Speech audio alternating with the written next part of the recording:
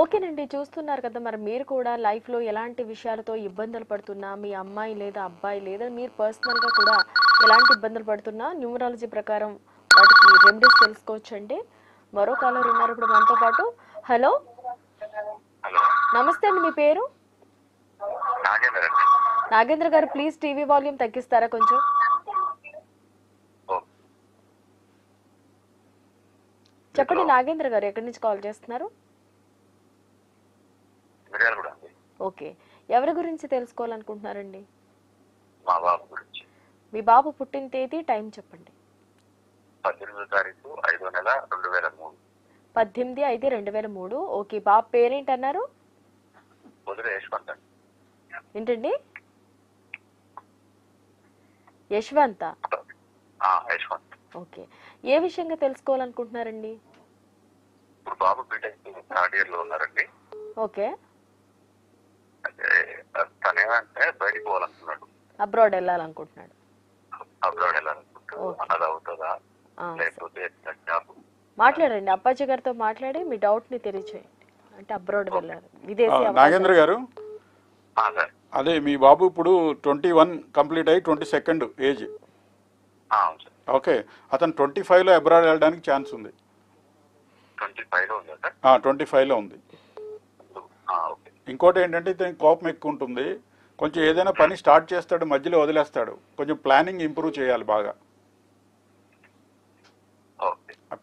Planning అంటే ఏదైనా పని చేసేప్పుడు ఒక పావుగంట అరగంట లేట్ అయినా కొంచెం ప్లాన్డ్గా చేయాలి. ఇప్పుడు ఈయన 4 గోల్స్ తీసుకుంటే 2 వదిలేసి 2 చేస్తే గ్రేట్. మీకు అర్థమైందా? అంటే కొంచెం ఇంపల్సివ్నెస్ ఎక్కువ ఉంటుంది. కొంచెం బాడీ టెంపరేచర్ కూడా వేడిగా ఉంటుంది. అంటే is art person, is like a fighter. అనుకున్నది సాధిస్తాడు. అతను పర్సనల్ ఇంట్రెస్ట్ కనుక అయితే అబ్రాడ్ 25లో వెళ్తాడు. ఇప్పుడు మీ లెక్క ప్రకారం కూడా సరిపోయింది కదా. బీటెక్ ఇప్పుడు సెకండ్ ఇయరే కదా అతను. Third year sir. Third year ఉన్నాడు. మళ్ళీ 4 అంటే ఒక 1 ఇయర్ పడుతుంది స్ట్రగుల్. 25 ఎంట్రీలో వెళ్తాడు. అంటే 2 ఇయర్స్ ఉంది ఇప్పటి నుంచి. 22nd 23rd ఇప్పటి నుంచి 2 ఇయర్స్. 25th ఎంట్రీలో వెళ్తాడు. 26th ఎంట్రీలో వెళ్తారా సార్? 25 సరిపోతుంది. అక్కడ సీజన్ కూడా కరెక్ట్గానే ఉంది కదా. ఆయన బర్త్డే కూడా సీజనల్గానే ఉంది కదా, మేలో వచ్చింది కదా.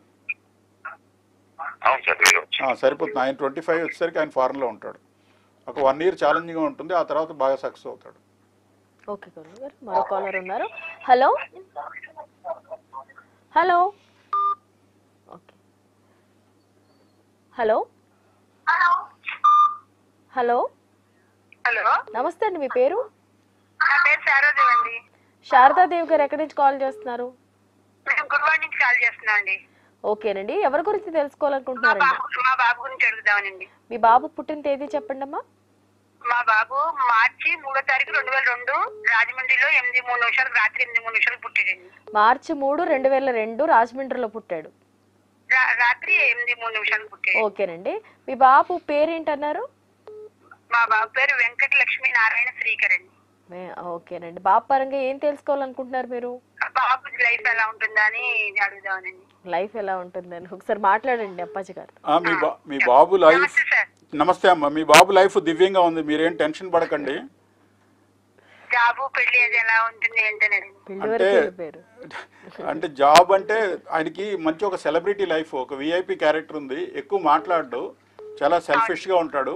అతని పని అతనే చేసుకుంటాడు. ఏదైనా పక్క వాళ్ళ పని కూడా చేయడు. అతనికి ఏది కావాలో అది ముక్కు సూటుగా వెళ్ళిపోతాడు, స్ట్రైట్ ఫార్వర్డ్గా. పెళ్లి మాత్రం లవ్ మ్యారేజ్ చేసుకుంటాడు. కానీ మీరు కూడా అటువంటి మ్యాచ్ తేలేరు. చాలా మంచి మ్యాచ్ తీసుకుంటాడు. అతను ఇంటలెక్చువల్ మేధావి. మనం ఎవరైనా చెప్పక్కర్లేదు, ఆయనకి అన్నీ తెలుసు. బాగుంది. ఇప్పుడు ఈ సంవత్సరమే 23rd కొంచెం ఇబ్బంది పడుతున్నాడు. నెక్స్ట్ ఇయర్ బాగుంది. 24 అవును. ఈ సంవత్సరం కొంచెం ఇబ్బందిగా ఉంది. కొంచెం మీరు సపోర్ట్ ఇవ్వాలి. నెక్స్ట్ ఇయర్ చాలా బాగుంది. రైట్. Okay madam. మరో కాలర్ ఉన్నారు, చూద్దాం. Hello hello. నమస్తే అండి. నమస్తే. మీ పేరు? మా పేరు గండు శివగంగ మేడం. ఓకేనండి. ఎవరి గురించి తెలుసుకోవాలనుకుంటున్నారు? శివగంగ గురించి మేడం. డేట్ ఆఫ్ బర్త్ వచ్చి 2001 అండి. అదే ఆ శివగంగ ఎవరు? శివగంగ మా పాప అండి. మీ పాప పేరా? ఓకే ఓకేనండి. మీ పాప పుట్టిన తేదీ చెప్పండి. మేడం పుట్టిన తేదీ 2001 నవంబర్ 15 మేడం. నవంబర్ 15 అండి. అవును మేడం. 15/2001. 2001 మేడం. ఓకే, సరేనండి. పాప పేరు శివగంగ. ఏం చేస్తుంటుందండి పాప? డిగ్రీ అయిపోయింది మేడం. ఇప్పుడు ఎంఎస్సీ చేయాలా లేకపోతే మ్యారేజ్ చేయాలా అని ఒకసారి సార్ని అడుగుదాం. అయితే చదువుతుందా లేదా వివాహానికి టైమా అని అడుగుదాం అనుకుంటున్నారు. మాట్లాడండి. హలో సరే. హలో, అదే ఇప్పుడు మీ పాప 15వ తారీఖు పుట్టింది కదా, 15 కరెక్ట్? అవును అవును సార్. ఈ పాప చాలా అందంగా ఉంటుంది. అవునండి. ఇప్పుడు మీకు తనకు అనుకున్నవన్నీ సాధిస్తుంది. ఒక ఆర్గనైజ్డ్గా ఉంటుంది. మీరు చెప్పినా తనకంటూ ఒక ప్లాన్ ఉంది. ఇప్పుడు మీరు వద్దంటే ఆగిపోదామే.